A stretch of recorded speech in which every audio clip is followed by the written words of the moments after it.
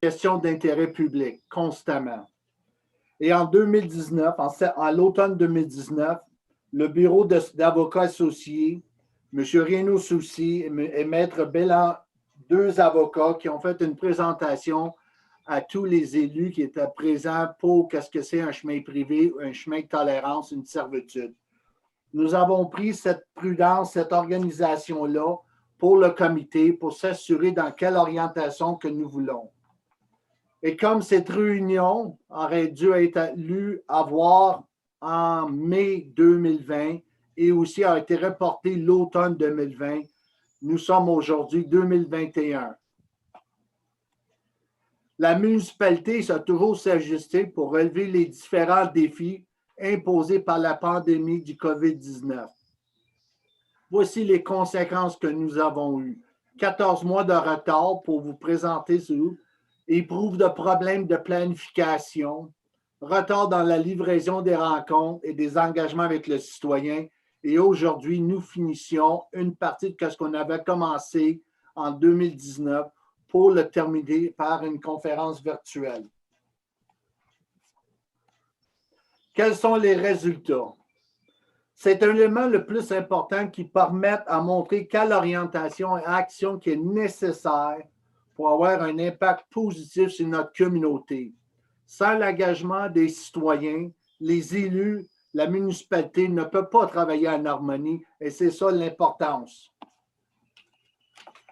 Dans les résultats, la municipalité, le comité avait envoyé des invitations. Le 14 février, District 1, 31 chemins invités, 10 représentants de l'extérieur et 11 présents. Je n'irai pas toutes les dates. Nous avons eu une autre rencontre le 21 février et aussi le 28 février.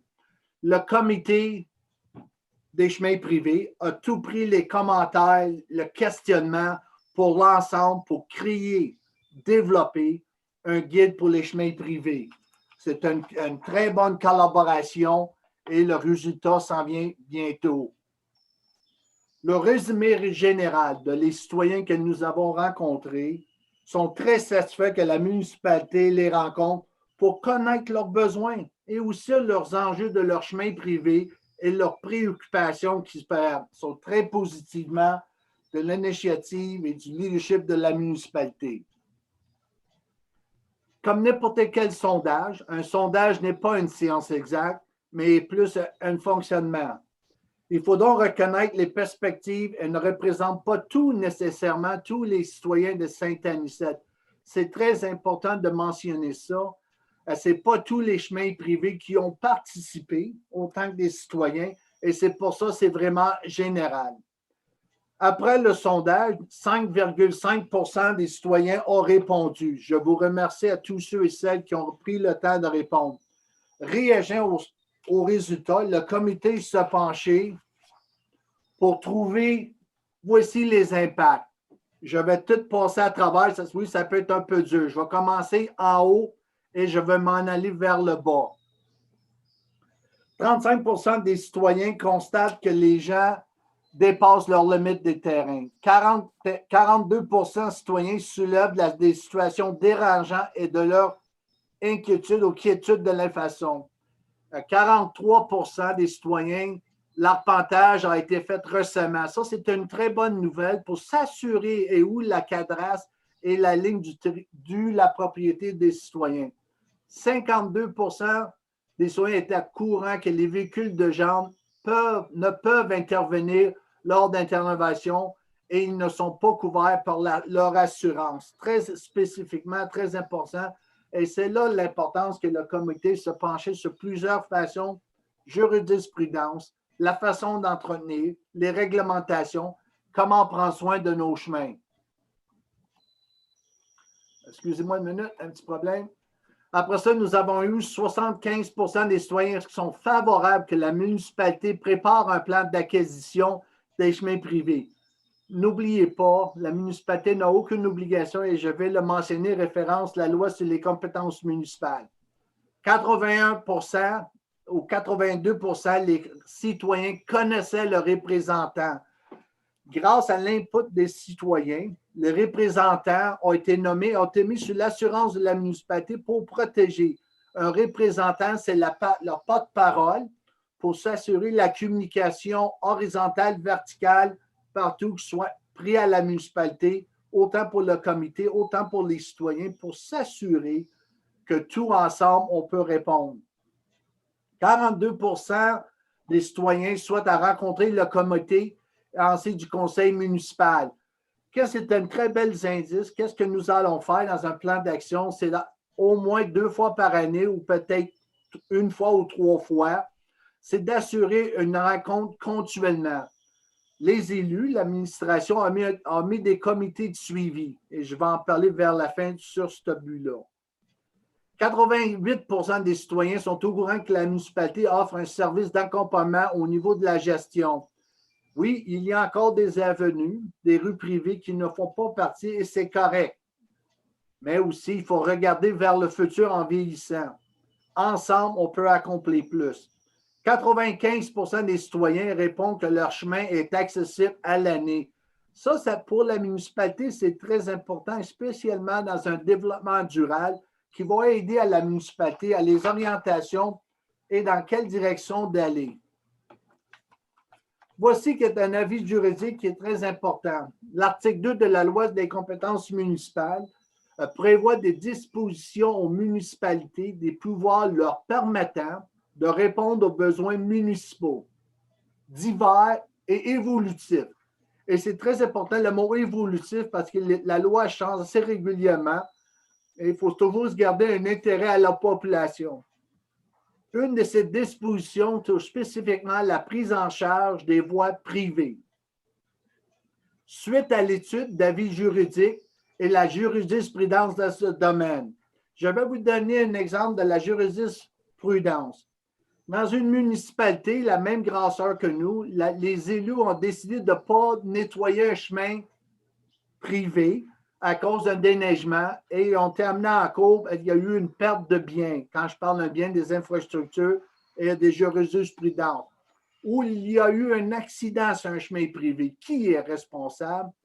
Et etc. Les opinions concernant la responsabilité. La municipalité pourrait-elle être responsable des dommages causés par une personne éventuelle? Ça, c'est des questions que nous avons posées pour avoir aux avocats, c'était quoi la jurisprudence, et le comité l'a étudié, a pris connaissance, et voici un résultat.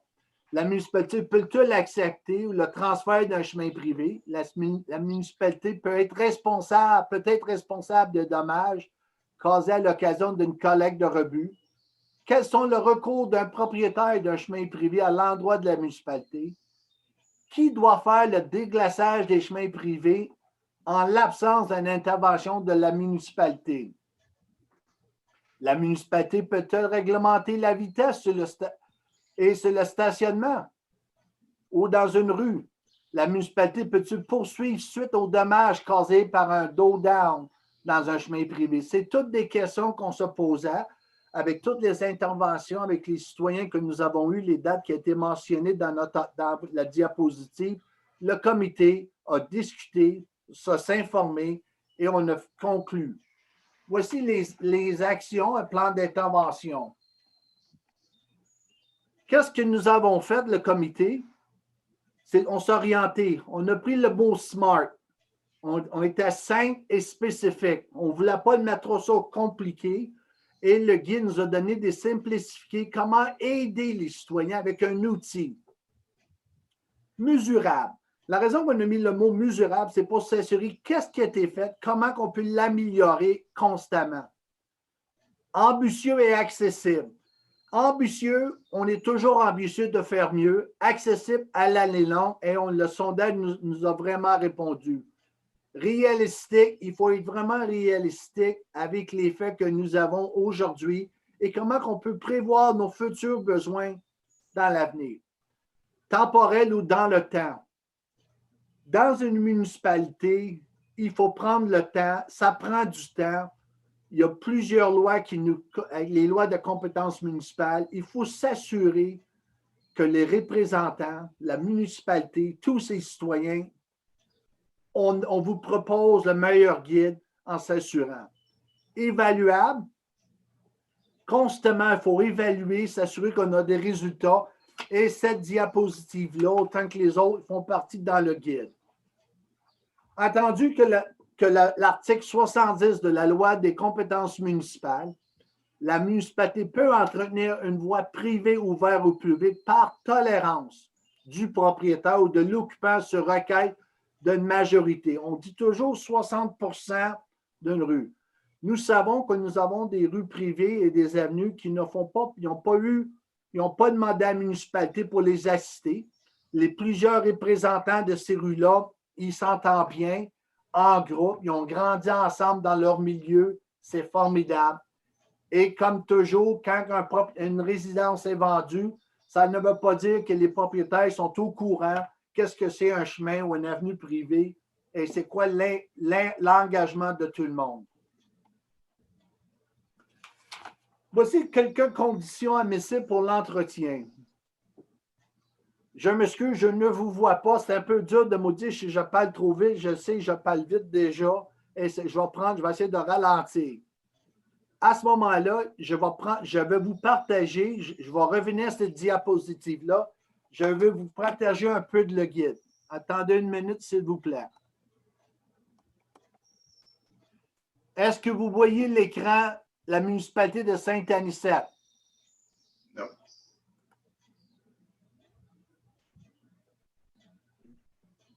Donnez-moi une minute.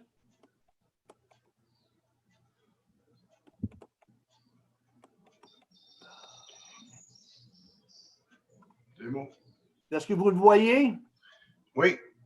Merci beaucoup parce que ouais. Ce qu'on voit, Gino, c'est la présentation, là. C'est le PowerPoint que tu as là. On ne voit pas le guide. Le guide est là. Est-ce que vous voyez le guide?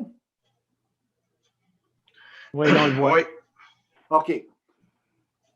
Cet ouvrage du guide, c'est une réalisation de les commentaires et les observations des citoyens qui ont participé au sondage et aussi les rencontres publiques. Le comité vous a préparé un document pour s'assurer le fonctionnement. Je ne vais pas aller 100% dans l'ensemble, mais je vais juste vous montrer quelques affaires qui sont très importantes. Une affaire, c'est un peu d'historique des chemins privés de Saint-Anicette, qui est vraiment similaire à d'autres municipalités dans notre belle province. C'est faire un milieu de travail de gestion, la terminologie pour s'assurer qu'on partage tous les mêmes affaires, les objets. Je vais y aller à certaines affaires. Et ce guide-là, c'est un outil. Principe de meilleure route pour donner un coup de main. Principe de pratique de maintenance qui donne des idées. Comment entretenir. Il y a certaines rues privées à Saint-Anicette qui sont très bien entretenues. Il y a un bon fond, etc. Mais il y en a d'autres qui auraient besoin un peu d'amour et ça va venir. Faire un meilleur travail de gestion de priorité. Voici, il faut avoir en ayant un plan. Je sais que je suis fatigant, je le mentionne souvent, l'importance d'une stratégie, l'importance d'un plan d'affaires. Ayant un plan, c'est important. Un plan, c'est rien, mais la planification, c'est la clé du succès. C'est s'assurer à chaque année que nous prenons soin de nos rues privées. Voici ce que la loi dit dans la présentation. Ouverture de nouvelles rues, la municipalité ne peut pas faire. Et toute cette information-là vient du ministère du Transport du Québec et aussi les lois de compétences municipales pour la municipalité. Et dans l'ensemble, qu'est-ce qu'on ne peut pas faire est dans la réflexion de la municipalité. La terminologie, qu'est-ce que c'est un chemin? Qu'est-ce que le guide ne fait pas? Le guide ne dira pas comment faire l'entretien, ne parlera pas non plus si vous avez un pont. Dans nos chemins privés dans la municipalité, nous avons certains secteurs qui ont des ponts. Ce guide-là n'est pas fait. Dans le règlement des ingénieurs du Québec, tout pont, toute infrastructure a besoin d'un plan et de vie. Et nous, le comité, on se dit, nous n'avons pas les compétences. Et c'est pour ça que nous le mettons, on vous recommande de s'assurer d'aller chercher un ingénieur responsable qui pourra faire si vous avez besoin de remplacer votre pont. L'objet, voici les lois, qu'est-ce qu'ils mentionnent avec des conditions probables, juste pour s'assurer comment la façon une requête peut refaire. Et on revoit encore une fois l'objectif SMART.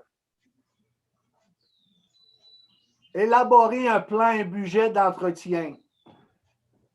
Historiquement, c'est l'importance de chaque représentant, chaque citoyen d'élaborer un plan d'un budget d'entretien et s'assurer qui est la porte-parole, le représentant, pour s'assurer que l'entretien et les fonds nécessaires soient disponibles.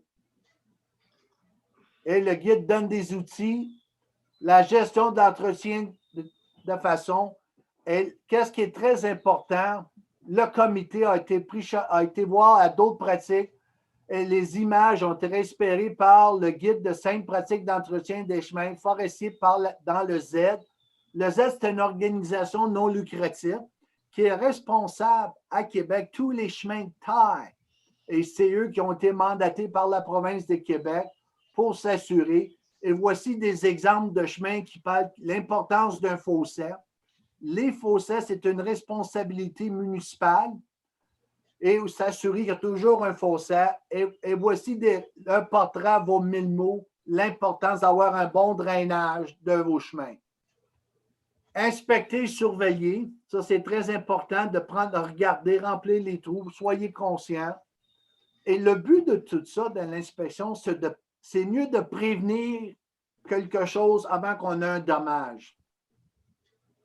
Le pont et pour ça, c'est l'importation. C'est pour ça que nous demandons exactement l'importance qu'ils ne sont pas dégagés, mais c'est d'aller chercher un ingénieur qui pourra vous assister. Excusez-moi, pour les ponceaux, le ministère de Transport de Québec a publié un guide pour les municipalités et c'est cette partie-là que la municipalité prend toute pour les ponceaux. Comment s'assurer, comment l'implantation d'un ponceau. Le contrôle de la végétation, très important, spécialement des fossés pour s'assurer l'écoulement de l'eau. Historiquement, nous avons remarqué que plusieurs fossés qui ont rempli, à cause qu'une résidence est vendue, ont rempli pour mettre ça plus beau. Mais s'il vous plaît, l'importance de garder l'écoulement de l'eau pour s'assurer qu'il n'y a pas d'inondation dans les chemins, autant sur les terrains des propriétaires. Qu'est-ce qui est important dans l'article numéro 5? C'est les conditions d'admissibilité par l'entretien. Comme le directeur a mentionné, le guide, la présentation, la division de cette visioconférence va être publiée pour tous les citoyens à l'opportunité de prendre connaissance. Le service d'entretien, les travaux de charge, ceci est juste des idées. Ça ne veut pas dire que vous devrez faire ça comme ça.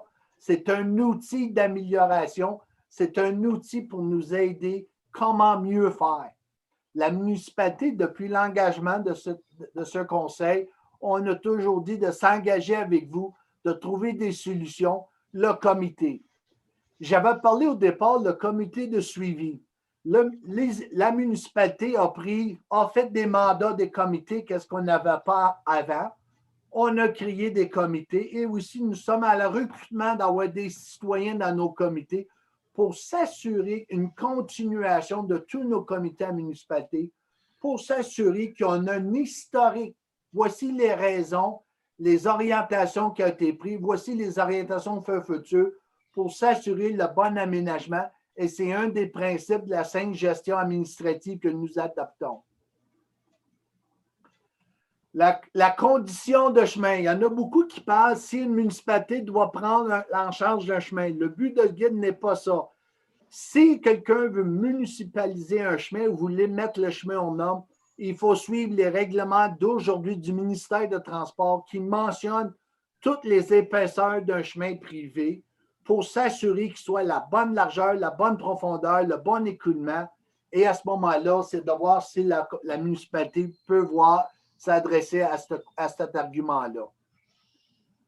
La municipalisation des infrastructures, les normes établies par règlement de lotissement, c'est très important. Si vous avez des questions, nous avons un règlement qui a été mis à jour en 2018 et on vous demande, les citoyens, qui est disponible sur notre site d'Internet de vous prendre, de faire connaissance de l'ensemble de tout ça pour vous aider à mieux gérer les chemins privés. Les normes pour accepter un chemin privé selon le règlement 281, c'est très important que vous preniez connaissance. Voici certains critères. À ce moment-là, la municipalité n'a pas l'obligation de prendre un chemin municipalisé. C'est toujours le choix de la municipalité, des élus à ce moment-là de voir. Mais par contre, si un chemin décide de municipaliser un chemin, tous les dépenses, ça va être responsable au propriétaire de ce chemin-là à trouver. Dans le calendrier de maintenance, c'est un outil, le guide. N'oubliez pas ça, c'est là. On vous pose, le comité vous propose certaines façons de faire une réflexion. Si on faut inspecter, voici garder un registre pour vous montrer. C'est une façon de prévoir nos dépenses futures et comment. On dit souvent, 1 $ économisé, c'est mieux de payer 5 $ plus cher plus tard. Le comité de suivi. Je vous donnerai, qu'est-ce qui est important? C'est une étape d'échange d'informations, de savoir, d'expertise. Et je peux vous mentionner, le comité avait beaucoup d'expertise, beaucoup d'informations, beaucoup de recherches qui ont été capables de créer ce document-là. C'est un document évolutif. À chaque année, il va être revisé, remettre à jour parce que les lois changent, les normes changent.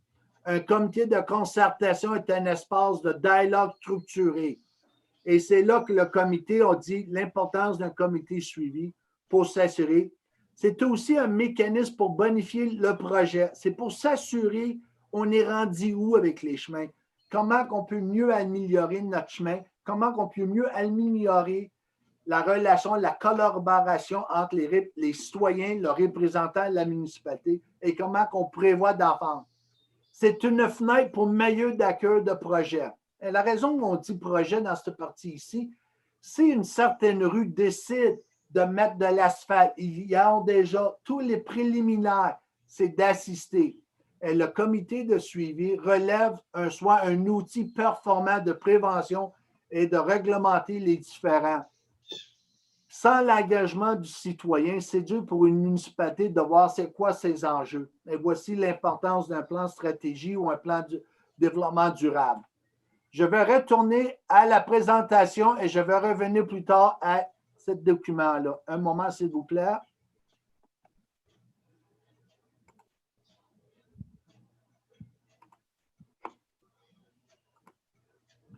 Est-ce que vous voyez les conditions admissibles à l'entretien d'été d'ouvert, s'il vous plaît? Oui. Merci beaucoup. Cette présentation, qu'est-ce qui est important? Il y a plusieurs rues privées que l'organisme de ce rue-là, ils font l'entretien l'été et l'hiver. C'est formidable. Par contre, si vous voulez que il faut que l'important, si vous voulez que la municipalité vous assiste, c'est important d'avoir un document signé par les résidents que vous êtes en d'accord, que le conseil doit accepter la demande et préparer un règlement. Et c'est pour ça, durant le guide, on se réfère souvent sur les lois municipales, les règlements municipaux et aussi les politiques municipales pour aider tous les gens. Et les propriétaires ou les résidents doivent nommer un représentant. La raison que c'est important, un représentant, puis aussi un représentant substitut, c'est très important parce que qu'est-ce que ça fait, ces représentants-là? C'est le lien entre la rue privée et la municipalité. C'est important à ce moment-là, c'est plus facile administrativement, logistiquement.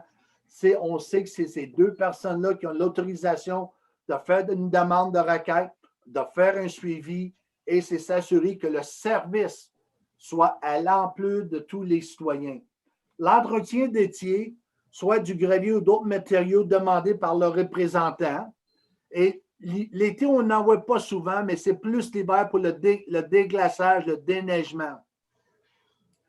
Vous savez qu'ici à Saint-Anicette, nous sommes vraiment une municipalité rurale pleine de beauté. Et on sait que l'hiver, c'est plus facile. Le déglacement, c'est un exemple que les gens, quand on a fait nos présentations, la majorité des commentaires, c'est le déglacement où on met la neige. C'est là qu'on peut s'assurer, le guide va aider dans ce but-là pour s'assurer que tous les matériaux de glaçage. La municipalité, les élus, quand on regarde de rechanger nos flottes de véhicules, on s'assure toujours pour les véhicules d'urgence qui peuvent aller dans tous nos chemins privés pour la sécurité des citoyens et que tous nos véhicules de la voirie soient capables de donner un service.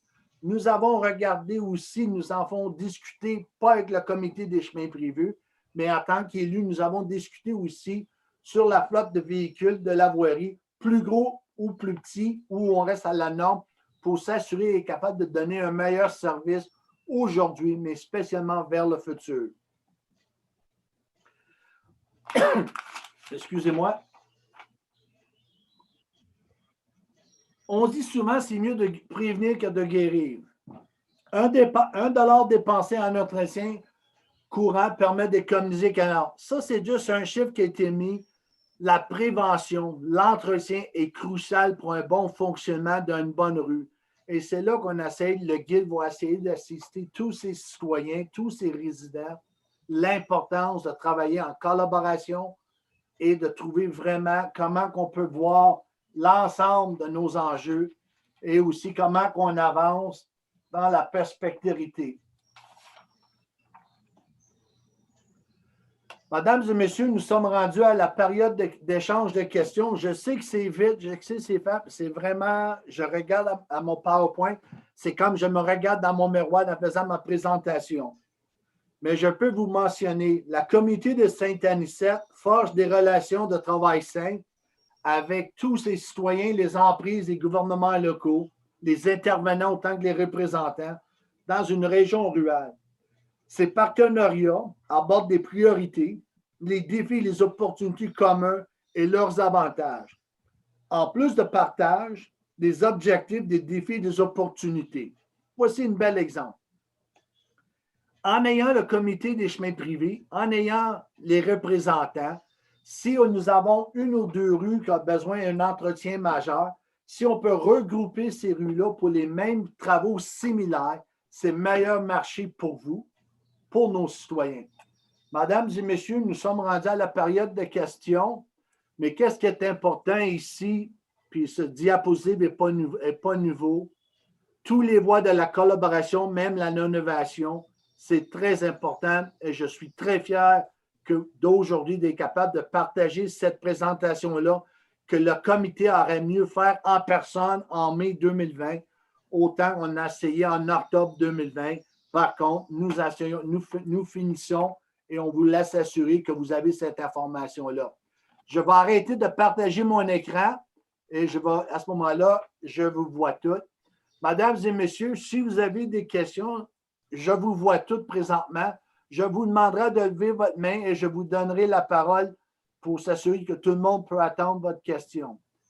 Est-ce que quelqu'un qui aurait une ou deux questions, s'il vous plaît? Ça veut dire que j'étais clair comme de la boîte.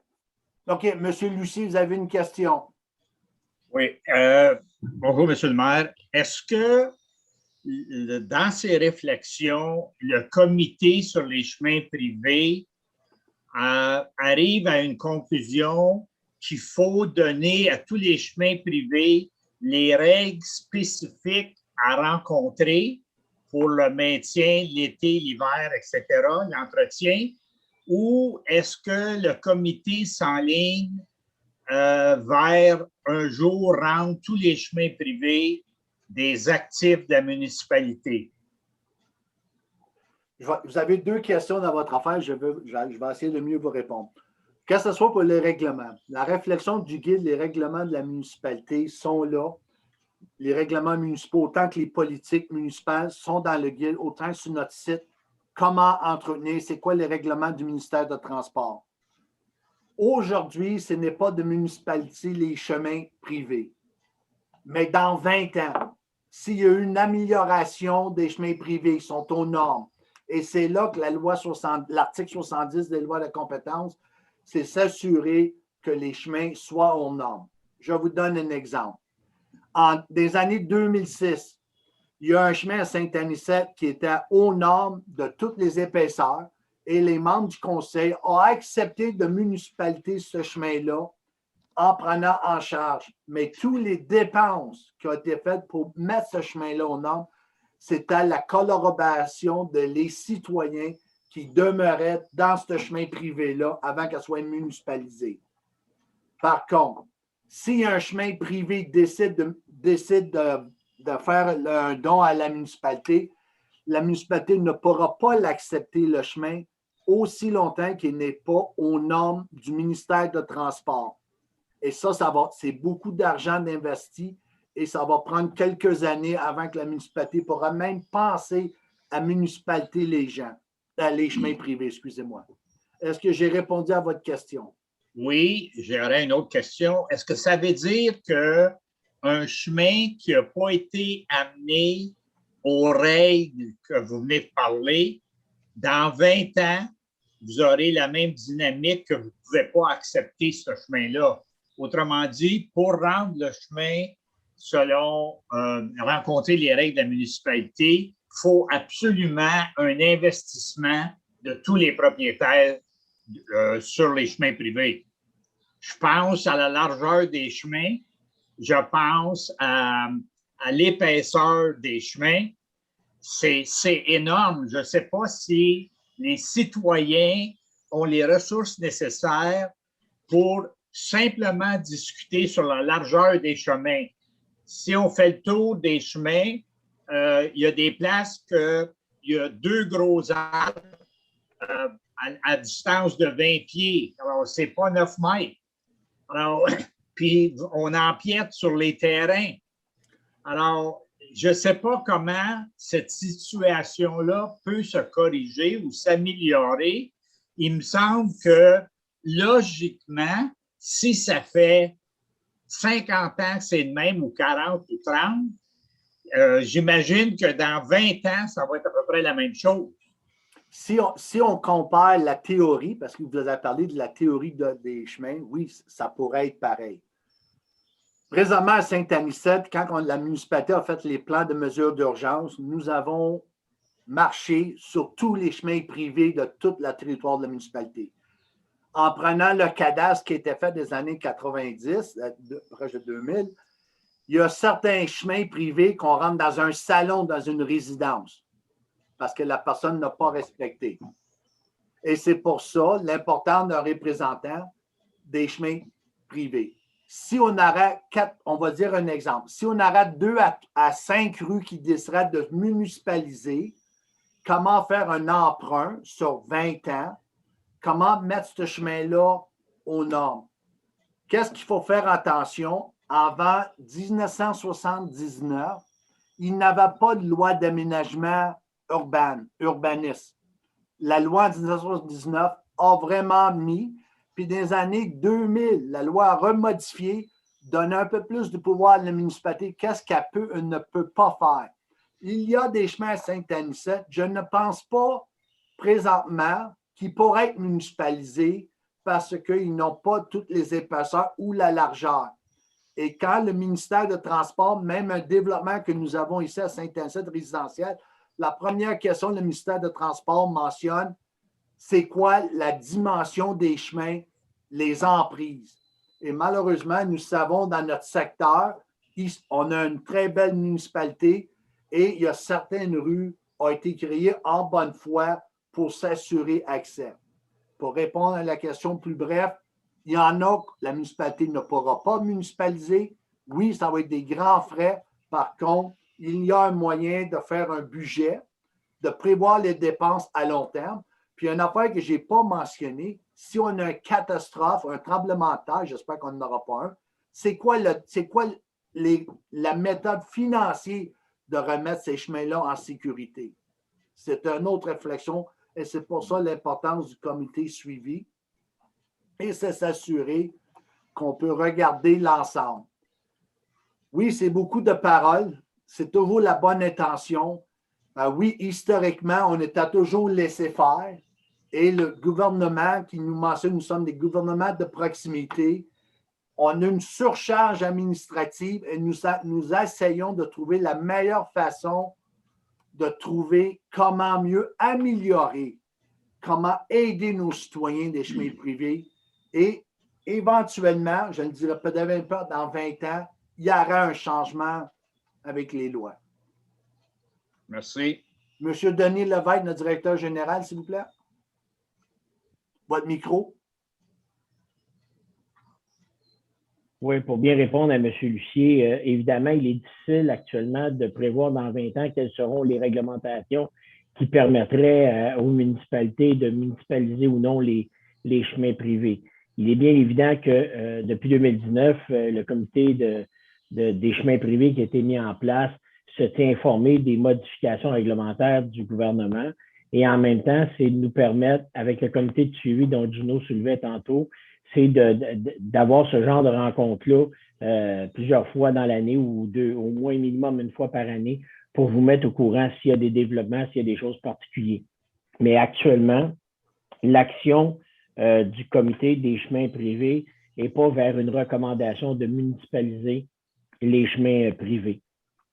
Et plus de voir comment, ce qu'on s'est rendu compte dans le sondage, comme Gino vous a soulevé tantôt, il y a certaines informations que les gens veulent municipaliser ou non. Il y a des informations que les gens ne connaissent pas tous les droits et devoirs.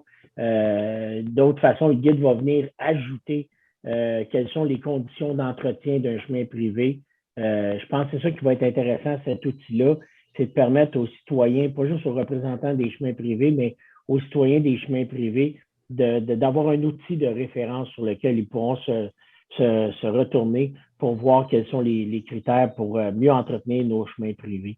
Mais évidemment, la municipalité, dans certains cas, par règlement, quand des rues privées ont demandé à la municipalité de faire un règlement d'entretien, dans ces cas-là, la municipalité assiste les représentants des chemins privés à bien répondre aux besoins des citoyens. Merci beaucoup, directeur général, M. Lévesque. Est-ce qu'il y aurait, juste pour aussi mentionner, toi, j'ai parlé des plans, l'importance d'une planification, les règlements municipaux qui ont été mis à jour par l'équipe administration générale, les politiques municipales, les programmes, puis le guide, ça fait partie d'un programme, c'est un outil, les interventions directes et indirectes par les représentants et les citoyens. C'est de trouver une collaboration. Et c'est ça qui va amener vraiment de travailler ensemble et d'améliorer le roulement de nos véhicules. Est-ce qu'il y aurait d'autres questions présentement? Est-ce qu'il y aurait possibilité, quand on parle de chemin privé ou les propriétaires de ces chemins-là, de faire cadastrer leur chemin en fonction des nouvelles largeurs? Qu'ils fassent tout de suite que demain matin, s'ils veulent élargir le chemin sera déjà cadastré en fonction de l'intervention. Merci beaucoup, monsieur. Monsieur Urgel Carrière fait partie du comité des chemins privés. Très bel exemple. Voici, on a vraiment une diversité dans notre comité. Merci beaucoup pour votre point, le commentaire, s'il vous plaît. Est-ce qu'il y aura d'autres questions? Oui, monsieur Hamilton. Oui, nous sommes à 40e Avenue, propriétaire de notre entrée 40e. 16 propriétaires sans division. On s'entend bien pour l'entretien. Par contre, cet hiver, on a eu une situation à cause de la grandeur de la camion de vidange qui a eu des difficultés à cause de certaines branches. Au mois de janvier, février, c'est évident que les arbres ne poussent pas. Donc, c'était vraiment un problème qui pourrait être évité si on avait eu une discussion avec les gens du département de transport, camions, etc. chez vous, dans notre municipalité. Si quelqu'un pourra passer nous dire au mois d'août, au mois de septembre, écoutez, vous avez un problème, c'est trop étroit ici, c'est bien là, nous aider pendant l'été, l'automne, où est-ce qu'on peut faire des changements. Mais ça fait le point aussi en faisant cette discussion, puis on a réglé le problème cet hiver, au mois de février-mars, ça a été réglé. Mais c'est évident que pendant les années, les grandeurs des camions, plutôt celles de vidange, a changé. Il est immense en comparaison d'un camion de vidange qui passait chez nous il y a 25 ans passés. Donc, je vous demande comme municipalité de peut-être prendre en considération vos citoyens puis les chemins en conséquence. Quand tu achètes un camion, que ça soit pratique pour rendre le service aux payeurs de taxes. Si c'est la grandeur du camion qui est le problème, ce n'est pas le payeur de taxes qui a le problème, c'est les municipalités qui a créé le problème en choisissant ce camion. Peut-être avec une efficacité de l'utilisation, mais quand même, ça devrait être prévu pour nous, les payeurs. Donc, je vous suggère de revisiter peut-être vos standards pour l'achat et peut-être de demander à quelqu'un dans la municipalité de prendre le temps pour vérifier toutes les entrées pour qu'on puisse réagir avec les améliorations pendant un temps un petit peu plus normal qu'au mois de février. Donc, c'est juste un commentaire, effectivement, que je vous offre. Monsieur Hamilton, merci beaucoup pour votre commentaire et vous soulevez un point très important, c'est la collaboration. Et c'est là que si on pourrait avoir des représentants de tous nos rues privées, et qu'est-ce que vous avez soulevé, il fait partie du guide. C'est quoi la largeur, la hauteur pour s'assurer? C'est un outil. Et aussi, la municipalité a fait des réflexions sur quelle sorte de véhicules que nous avons besoin pour le futur. Je vais faire une petite pause. Le gouvernement, à partir de 2024 ou 2025, il faut réduire le tonnage de déchets. Et c'est pour ça que la municipalité a décidé de faire une éco-centre, d'aménager certaines. Et on regarde aussi comment réduire, c'est quoi nos vrais besoins de camions pour être capable d'améliorer notre service. Et c'est exactement ce que je vous fais. Votre commentaire est pris en note, a été discuté, c'est de trouver vers le futur. Et c'est là l'importance de cette réunion, les comités de suivi. C'est quoi vos enjeux? Et vous en avez soulevé 3. Ça, je vous remercie beaucoup. Est-ce qu'il y aura d'autres questions? Oui, M. Lucier. Votre micro, s'il vous plaît. J'ai déjà parlé. Est-ce qu'il y a quelqu'un d'autre qui veut poser une question, là? Je vais juste faire un commentaire à ce moment-là, si vous me donnez la chance. Oui. J'aimerais vos chantillons en arrière de vous. Oui. Je suis dans le bureau de ma conjointe. Moi, c'est Kevin Larocque. Je demeure sur l'avenue Lucien Faubert. Et puis, je prends la place de Denise Brisson, que vous connaissez sûrement tous, là, qui assistait pour ce comité-là. Et puis, une première question, justement, le guide dont vous faites mention pour les largeurs, pour justement les largeurs d'avenue, je le prendrais, je serais curieux de le voir parce que, justement, moi, c'est un cas, moi, j'ai une ETSED, évidemment, à chaque année, ça pousse de plus en plus. Et puis, en même temps, ça me sert d'intimité aussi pour ma cour arrière. Mais évidemment, je voudrais l'entretenir pour être premièrement conforme là, pour tout l'ensemble des résidents là, de la 16e, l'accès à des services d'urgence ou les camions de vidange, d'ordures, tout ça. Donc, je serais preneur pour ce guide-là parce que justement, je vais le faire cet été là, pour émonder un peu ma ETSED. Monsieur Larocque, juste brièvement, le guide donne des exemples, mais dans notre règlement municipal, nous avons les dimensions pour une clôture d'une headset, une clôture, toutes les dimensions sont dans nos règlements et aussi dans nos politiques municipales. Le guide, c'est un autre outil d'amélioration. Ah, OK. C'est vraiment tout là et ça donne des références.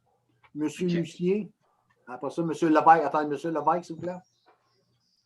Votre micro, s'il vous plaît. À qui, là? Ça va être Monsieur le directeur général. Après ça, je vous prends la parole encore, Monsieur Lucier. Juste pour répondre à l'ensemble des gens présents, là, autant à la réponse de M. Larocque, le guide est en fin de correction, en fin de pagination. Et aussitôt qu'il va être disponible, on va passer par nos réseaux sociaux, évidemment, pour vous le rendre accessible.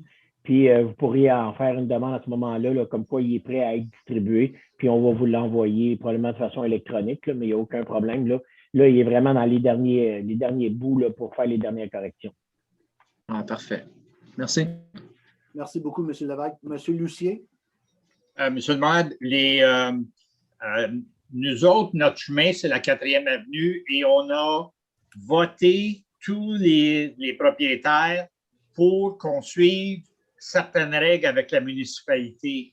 Et je trouve que de présenter un budget annuel à la municipalité, ça sensibilise tous les propriétaires du chemin à une réalité.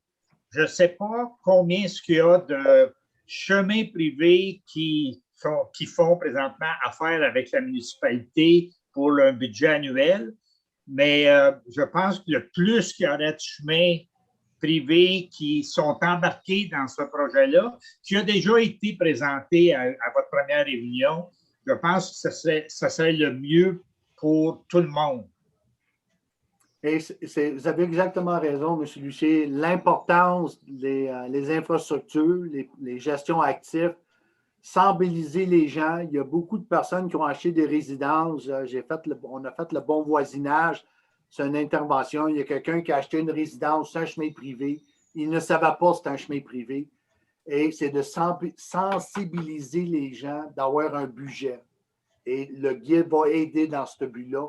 Mais les représentants, le partage d'informations, c'est la sensibilisation, c'est d'informer nos citoyens de mieux travailler en collaboration. C'est ça. Mesdames et messieurs, je vais aller à ma carte. Attendez, j'ai bougé mes papiers devant moi. Je sais que c'est un beau samedi matin en virtuel, mais je sais que vous êtes toujours présents spirituellement sur le terrain et c'est un partenariat. La municipalité s'est toujours amélioré ses services. On essaie très fort de changer une culture. On veut toujours améliorer. Nous avons le paradis de la MRC de l'océan et la peur de la province. Mais qu'est-ce qui est très important? C'est de travailler ensemble, c'est d'améliorer notre communication et le savoir-faire, les bonnes pratiques pour s'assurer que tous nos chemins privés avenues sont tous dans la même similarité, en bonnes conditions et en bonne route, et surtout en sécurité de nos enfants et petits-enfants que ce soit. À ce moment-là, je vous demanderai que le directeur général confirme la présence, s'il vous plaît, monsieur le directeur général, monsieur Lévesque. Votre micro. Juste avant de repasser les présences que j'avais là, pour répondre à M. Lucier, il y a 33 chemins privés qui ont une entente, un règlement avec la municipalité pour l'entretien. Dans les présences, j'avais bien évidemment Pierre Lucier, Ginette Belair, André Morneau, Heather Lheureux, Denis Coulombe, Ken Hamilton, Kevin Larocque, Paul Marcel, Louise Saint-Jean, Sylvain Leblanc, Karen Newsy, Luc Kenville, Claude Patnaud, Carole Casa et Gino Moretti et Urgel Carrière. Est-ce que j'ai oublié des gens?